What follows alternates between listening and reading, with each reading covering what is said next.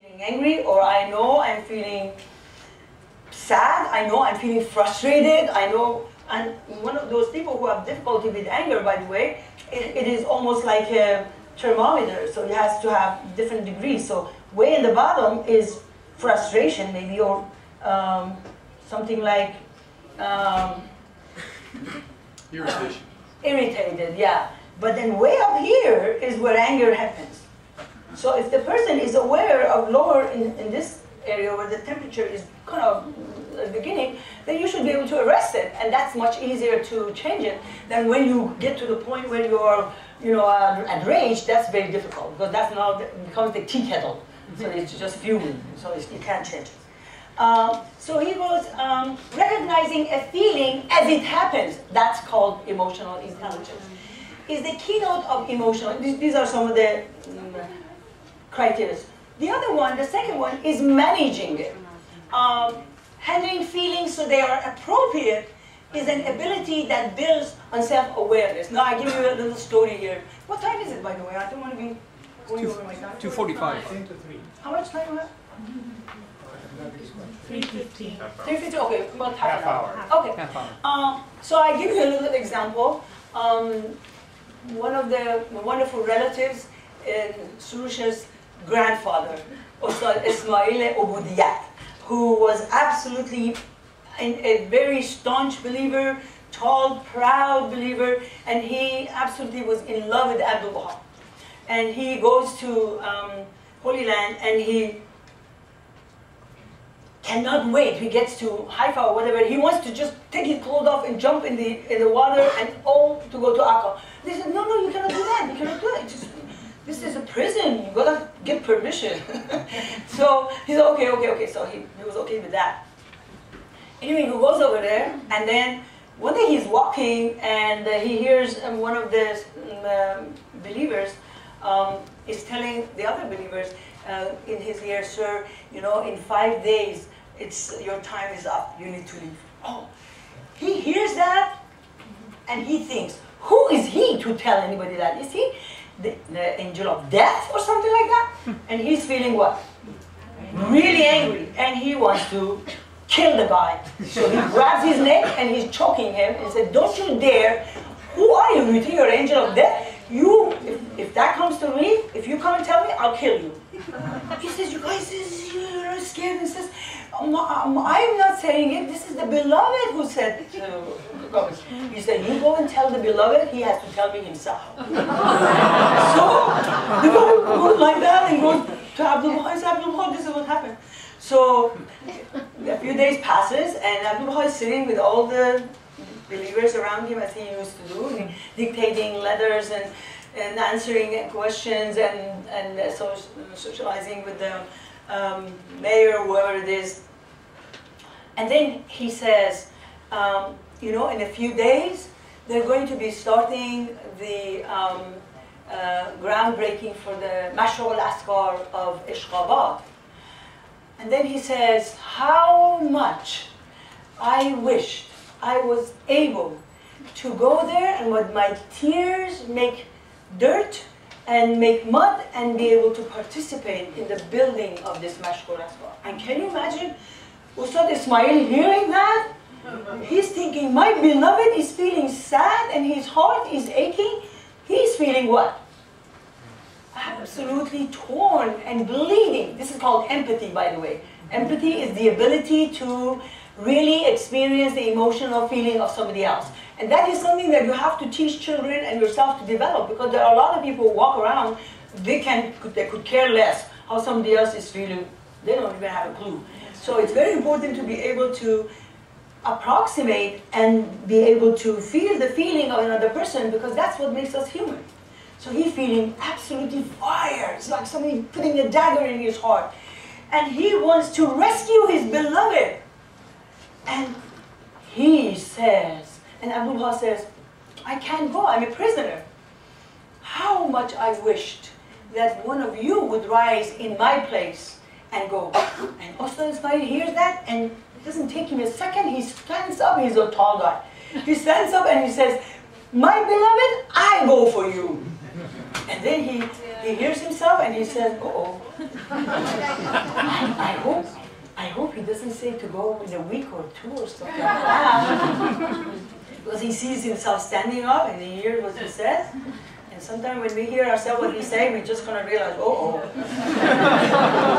So then he dares to ask the question, says, well, Abdul Baha, when would you like me to go?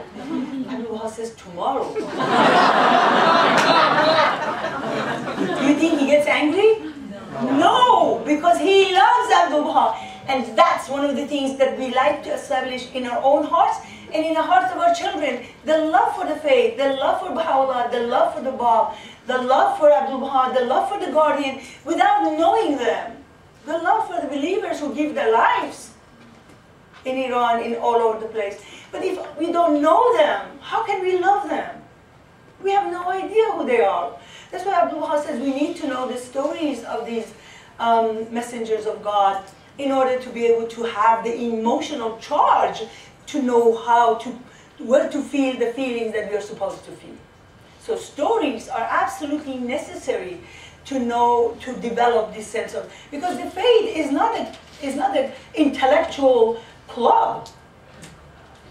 It's an emotional, spiritual bonding together, becoming one. It's like the anise and the bab coming together. So, in order to know managing our emotions, we need to know what they are, we need to know how, who felt what, and approximate, empathize with those people. And empathize with Abdul Baha. And Abdul Baha was extremely transparent. My goodness, there was not a single thing that he did not talk about himself. Everything, he gave us everything. Talked about himself all the time. Then, motivating oneself is another sign of emotional intelligence. What do you do to get yourself off the ground and go to feast? What do you self-gift off the ground and go say your prayers in the morning? How do you manage that? Because, yeah, we can have problems. Oh, I need to sleep right now. I feel so tired. Well, there are ways to motivate ourselves. If you think about it the night before, then I'm going to get up tomorrow and I'm going to go to my prayer room or a prayer corner or prayer whatever, and then I'm going to be able to discover that, and I have something that I'm looking forward to learn and find out, and I'm going to be reading that story that I set aside that I haven't had time before my prayers. Then you have motivated yourself. The minute you wake up and you're in bed, you have no time. You just want to jump because you already planned this meeting with your beloved. How in the world can we have a meeting with our beloved and think, oh, one more turn in the bed? And Baha'u'llah tells us, you only sleep enough to be rested. You don't sleep to, comfort yourself, because that's a good place to get depressed, basically. Because that's what depressed people do, stay in bed for over and over. Because that's not a place to, after we die, we go to. We sleep a lot. Yeah. So knowing how to motivate ourselves is very, very important. And having stories about people who give us this kind of motivation. One story that I remember, I never forget this, is that opportunities of service, opportunities of being there, opportunities of being present, is all around us. But we have to be awake to be able to capture them. And so it's about Mr. Yazdi. I don't know how many of you heard him some years ago. He talked about at a conference in Arizona, and he was talking about his father, the elder Yazdi, who left Iran with a bunch of friends, went to Egypt to be able to pioneer. And so initially they had no money, and they were just selling sewing notions. And then finally they figured it out, and they would share their money. He said that they would never count what they made individually. They would bring it, pull it all in one bag, and then they would divide it between three of them. So never money becomes a cause of dissension and disunity among them. So they knew how to protect themselves. So he said, well, but my father later on bought a little kind of like a store, like something in Akka, just to be near Baha'u'llah, just for the chance that he might be able to see his beloved. So one day he was just sitting there in that little, store, whatever you call it, and Abdul Baha comes and says, Mr. Yazdi, Baha'u'llah wants you to go and take the ship at the harbor and go to Jeddah. And he says to himself, he thinks, oh, this is a good chance because Baha'u'llah requested something from me. Isn't that nice? Because then now I can ask him something. So maybe I can say, if I can see him a moment before he goes. If he's really excited and he asks Abdul Baha, can I see the beloved before? Abdul Baha said, no, you need to go now. So he pulls up his galoshes and grabs whatever money he has and he dashes towards the sea. And there he sees the ship say, woo, woo, a whole bunch of pilgrims going to for pilgrimage. They are leaving. So he jumps on board and he's standing there and he's putting his hand. I guess there are a lot of them, so they had their own baggage. This microphone says don't move too much. Okay, I'll just stay again. Okay,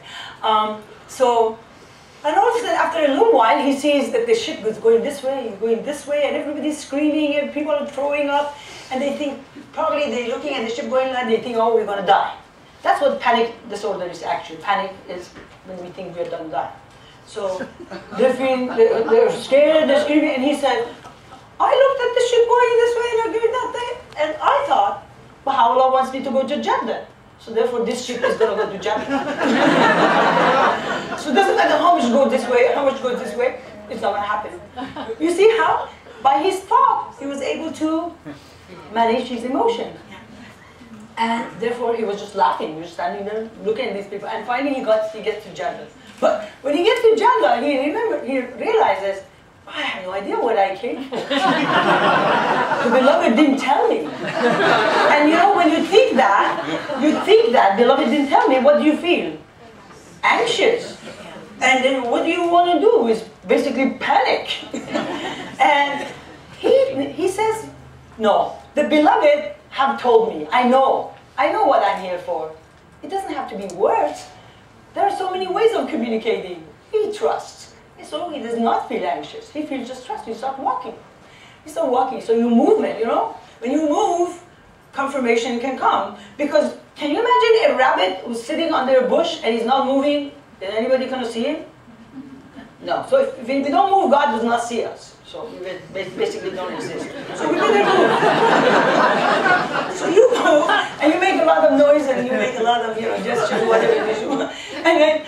And he hears somebody behind him speaking in Persian. He says, this is Arabic country. Who's speaking Persian? He turns around, and guess who is behind him? Haji Mirza Hyder Ali, with a little baggage underneath of his arm. He just was freed from prison after 14 or something years of prison. He had no money. He had no place to go. He was just wandering about the streets of Jeddah. They knew each other. And they hug and and he had money, so they both come back. Of course, you know the story of Haji Mirza Hyder Ali living the rest of his life and serving Abdul Baha. Now, what Mr. Yazdi said absolutely just struck me so much. He said, my father used to say, this was an opportunity, Baha'u'llah gave him an opportunity to serve. Had he not obeyed him, he would not ever known even he missed this opportunity. It was absolutely, completely veiled to him. So opportunities are all around us. We only talk about those that we catch. So we only make stories about those things that we stretch ourselves. You cannot have a story about going to the store and buying a bag of chips or cereal. That's not a story. But if you go to the store and you meet someone and you talk to them about the faith and they say, wow, I've been standing here for so long and I wanted to know, that would make a story. I was at Greenacre and the daughter of Hand of the Cause, Collis Featherston, Mariette, was there. And it was fascinating. She was sharing with us how the family of the Hand of the Cause, Collis Featherston, came to know about the faith. And that was because two Baha'is, when there was nobody in that area of Baha'is at all, they went anywhere. They just stood in the street, right there somewhere.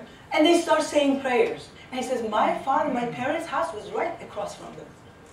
And that's what got them all excited. I mean, they heard the spirit talking to them, and that stirred the spirit.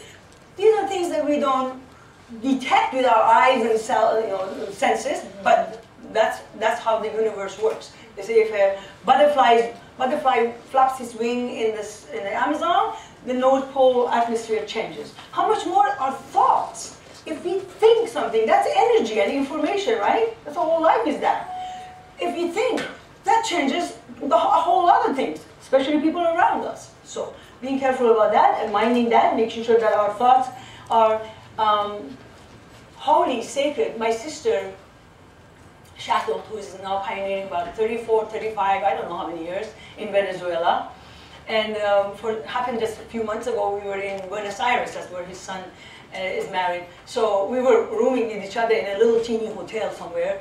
And so she would wake up in the morning, and all these years of being pioneers in the equator melts every foreign element in your whole psyche. And all you remain from you is just nothing but love of Baha'u'llah, because that's the only thing you need to be able to survive in that kind of environment. It's so hot, you can't even breathe outside an air-conditioned place. And so anyway, so she would wake up in the morning, and before she would even open her eyes, she would start saying prayers loud. She memorized so many prayers. And I said, wow, goodness, I feel ashamed, And she said, your Baha'u'llah says, do not allow your mind to go anywhere but the concourse on high. The first thing you open your mind. Don't let it go anywhere else. She said, that's all I go. I said, I know that you must have something to be able to experience the life over there for all these 40 years almost. So, marshalling emotions, so motivating self is very important. So then we're going to go to recognizing emotions in others. Can you tell somebody is sad? Can you tell somebody is happy? Can you tell somebody is humble? Can you tell if somebody is puzzled? Can you tell if somebody is drawn to the divine threshold? And all these emotions that we hear. Can you, in the long obligatory prayer, it says, my heart melted within me and my blood boiled in my veins. Can you show that face to someone and somebody else can look at it and say, I can see that your heart is melting within you and your blood is boiling in your veins.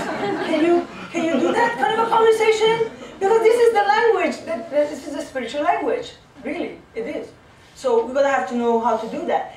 Detecting in the other person, in recognizing emotions, whether it is empathy, their feeling. Sympathy is feeling sorry for them, doesn't matter what their emotions, but empathy is what? Feeling the feeling that they feel. Put your foot in their shoes and feel that. It's very, very important. Then handling relationships, the art of relationship is in large part skill in managing emotions in others. Not in yourself, but in others. So if you don't know what their emotion is, you don't know if they're frustrated, you don't know if they're tired, you don't know if they're hungry, you don't know any of those things, and then you're badgering them for whatever it is that you want for them to say, they're going to get angry, they're going to scream and say, leave me alone, right?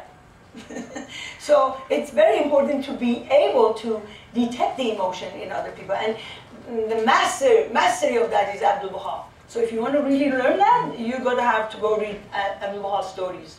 Because he absolutely, just without words, he was able to read the book Portals to Freedom, for example. And then Howard Colby Ives talks about his experience with Abdul Baha as he entered the room and he wasn't able to talk, and Abdul Baha looks at him in his tears and he wipes his tears for him and he hugs him. And he talks about that experience. He writes so much about him, so goodness, he really got so much. There was a lot of experience in that. So let's see here. I want to leave some room for your question. I don't want to be talking. We're daily bombarded by unrelenting stress. Our nervous system struggles to keep up. And unless we were securely wired up from birth, our mind, brain, body system dysregulate too easily. Okay? This inability to emotionally regulate can manifest in the symptoms of depression, anxiety, insomnia, somatic illness, loneliness, and conflict that our clients bring to us. This is about for the therapist, obviously. The same emotional arousal feeds our runaway addiction to substances, food, sex, work, rage, electronic devices, and the compulsion to constant activity. Constant activity. You know, Stanford right now is worried and is coming with exercises to win people off their electronic devices, because the people's brain is running in the background non-stop. There is no break. You know how much stress that creates? You know how, what does it do? It disconnects you from other people. It's like being on a whole bunch of beer. You're not connected. And so if you're not connected emotionally with someone, you don't exist. You're not there. It's like parents, children of alcoholics, when the parent is sitting there, but they're not there.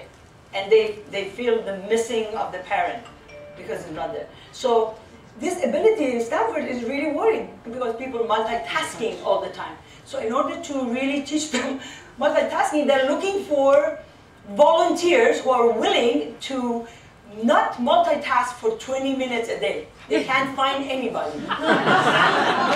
Yeah, exactly. There's nobody who wants to do that. But as Baha'is, we have the command to say prayers every day. And if you chant your long obligatory prayer, that can take 45 minutes actually. And that gives you a wonderful break in your mind and brain to be able to settle and be by itself and feel the feeling of being settled. Because you need to have a point of reference in order to reach it. Otherwise, you would never even know that you're wired up all direction. And especially for the young people, especially for our children, they need to have moments of reflection, of prayer, of meditation, and quiet time. So we were at this place just last week for a wedding, by the way. It was a very beautiful. Oh, thou daughter of the kingdom, the obligatory prayers are binding in as much as they are conducive to humility. That feeling is not in the book of the psychotherapist. Nobody is going to say, did you really humble yourself? I can assure you that's not the question anybody asks. Conducive to humility and submissiveness. Do you think anybody was going to say, were you submissive? So no, you assert yourself. And to setting one's face towards God and expressing devotion to Him. This whole feeling of expressing devotion, how does that look like? You have to feel humble. You will practice humility when you're doing that. And when you practice that, it will be very easy to show humility before your children, or before your parents, or before your spouse, or whoever it is, or before your assembly members. But if you have never practiced it, it's going to be very difficult because you don't know where to go, how to muster it, where to get the feeling of it.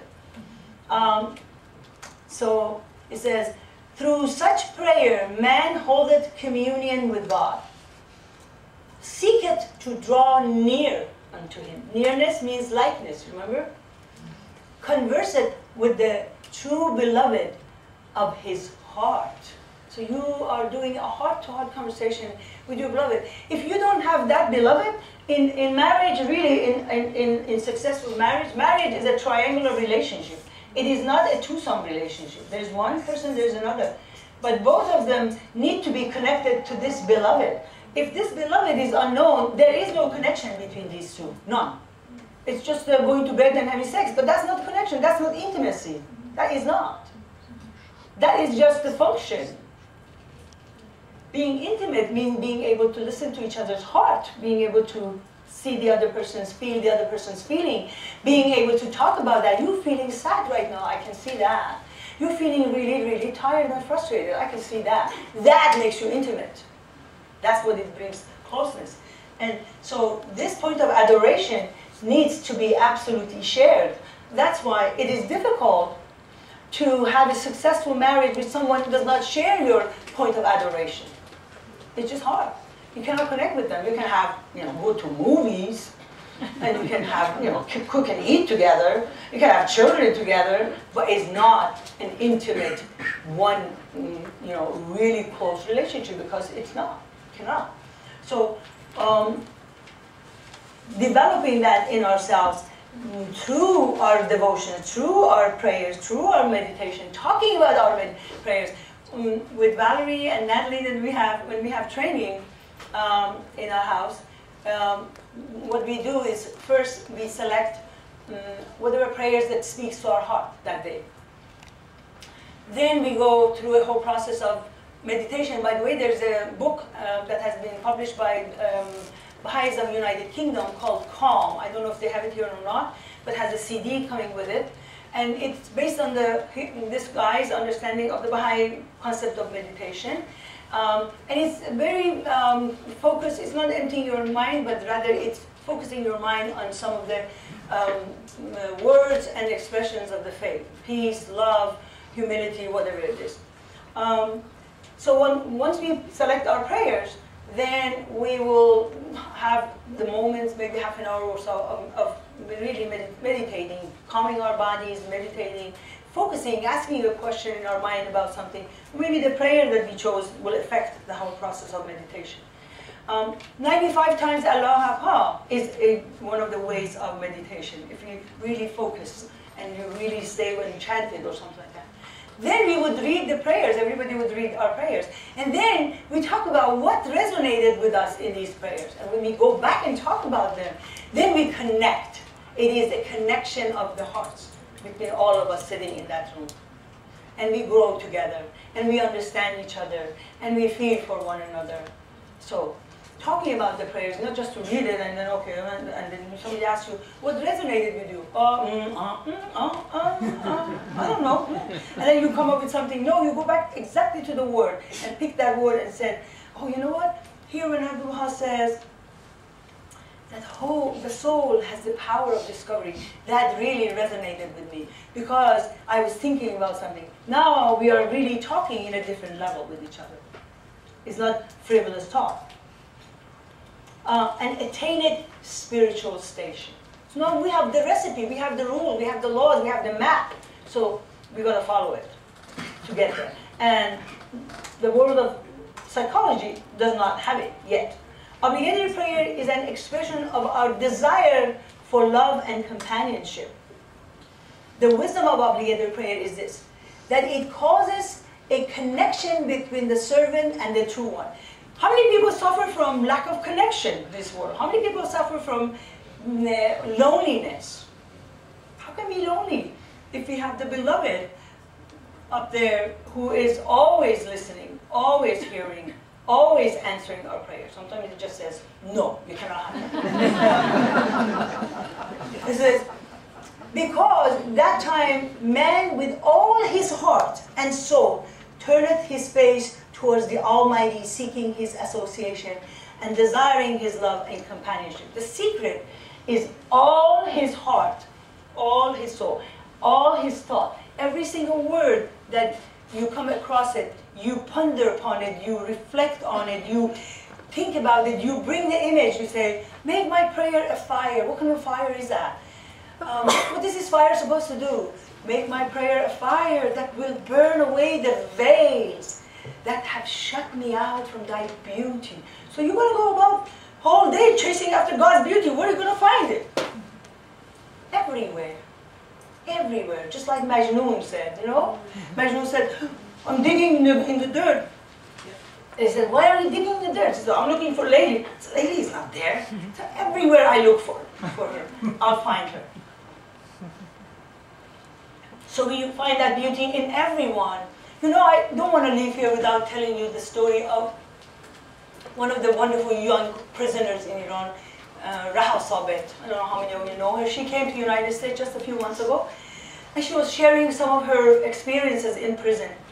And one of the things absolutely just struck me with her ability, wisdom, to liberate herself. She was 4 years in solitary prison. And she talked about this room, which was a small, little teeny room. She says there was a light in this room on all the time. She said, my brain, my head did not know whether it was day, whether it was night. I had no sense of time. It was a torture to have this light on because you couldn't turn it off. She said, then there was absolute silence. There was no sound. I was there with my own thoughts. That's it. And she said, the only way I knew there was one day past is when they brought the lunch. And the azan for the, that's all you know, okay, one day passed. You know, she said, you know what I did in order to really save my own sanity and be able not to be subject to my own wayward thoughts. By the way, Paula refers to wayward thoughts. It means all these thoughts that come to our head, not every thought we want to keep.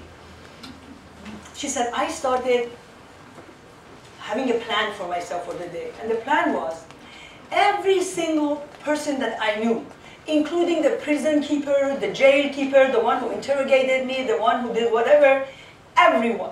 She said, for every one of them, I started having this regimen of saying 100 times remover of difficulty for each one of them. One by one. You know why?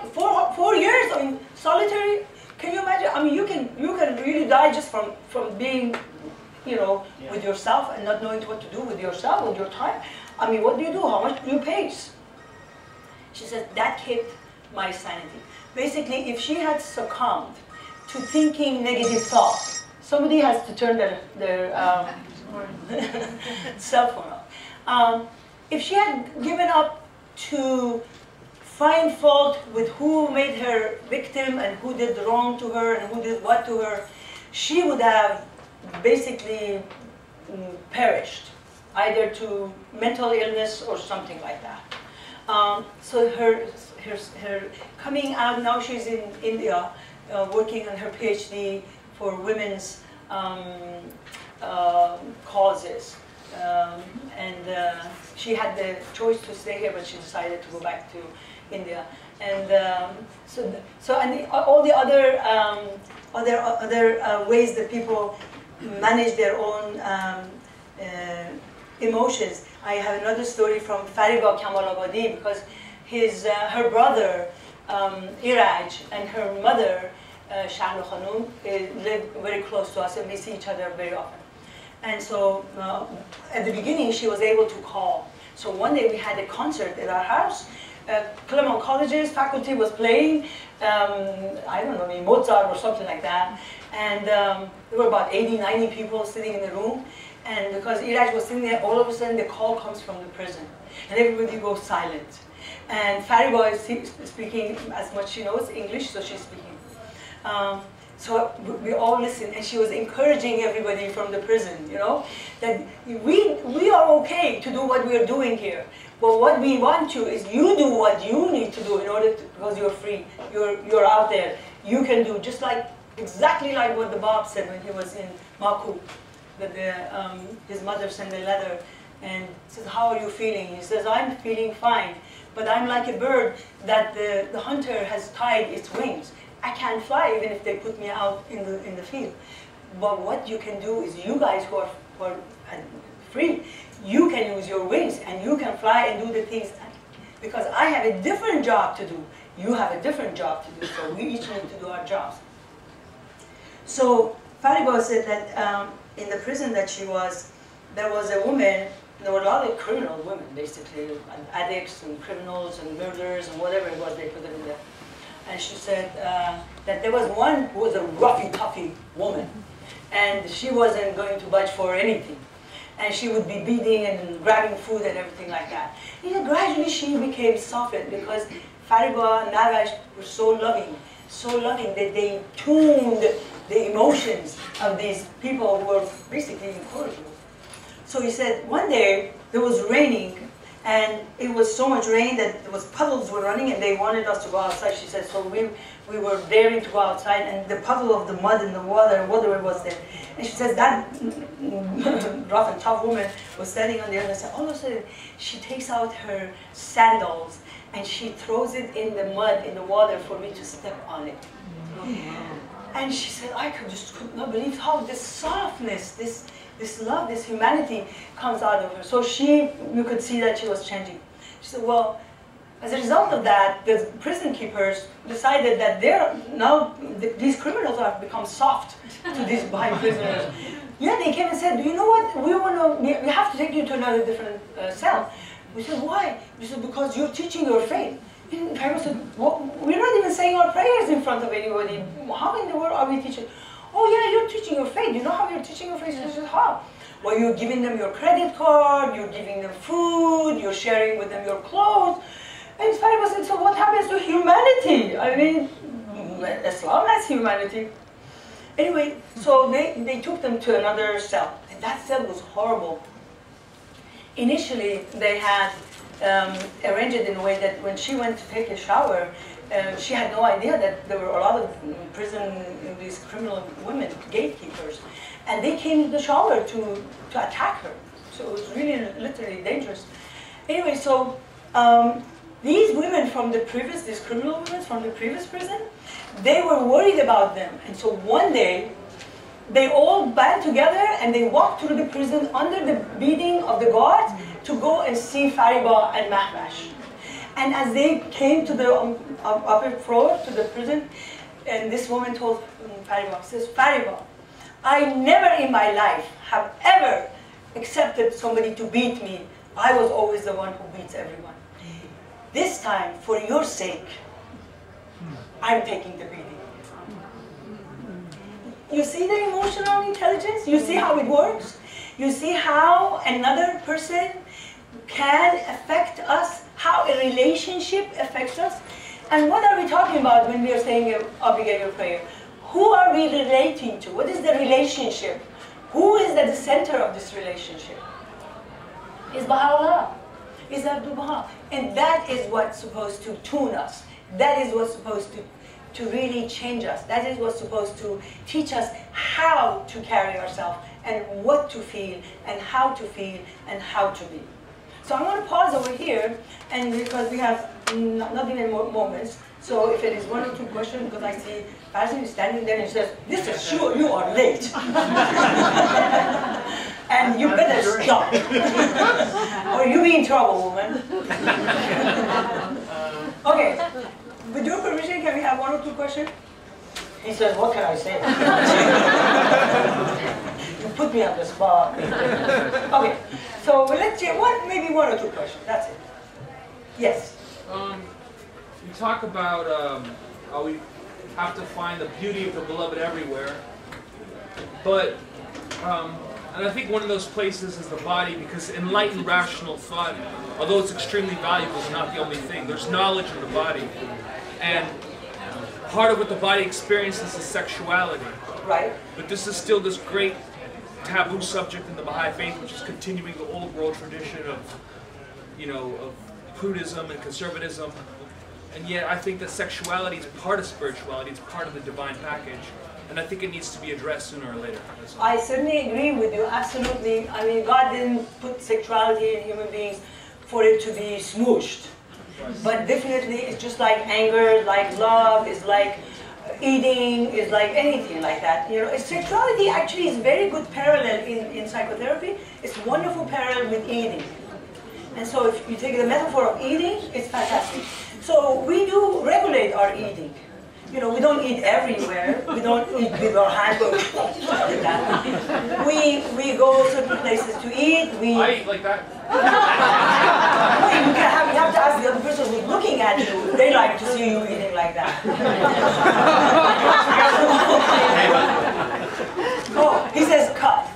So anyways, it's a wonderful subject to talk about. Yeah, it has a regulation. It needs a regulation. Okay, thank you so much.